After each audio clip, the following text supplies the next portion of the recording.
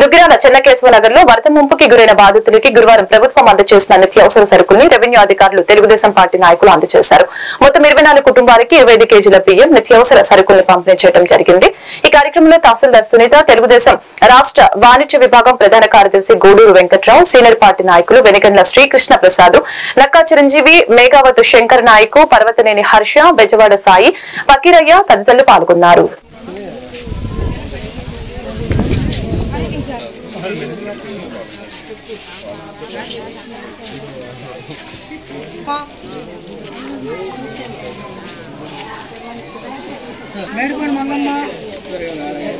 మేడిపోయిన మంగమ్మ మీరు వచ్చారా?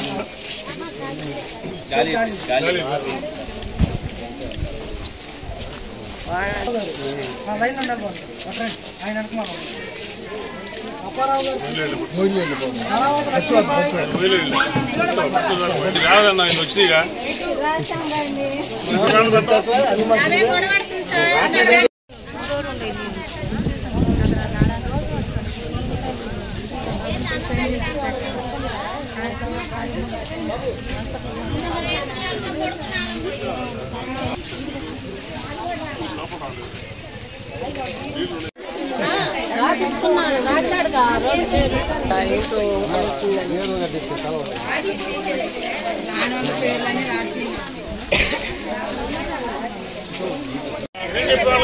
ఆ రోజు రాసుకుంటామని చెప్పాం వాళ్ళకి.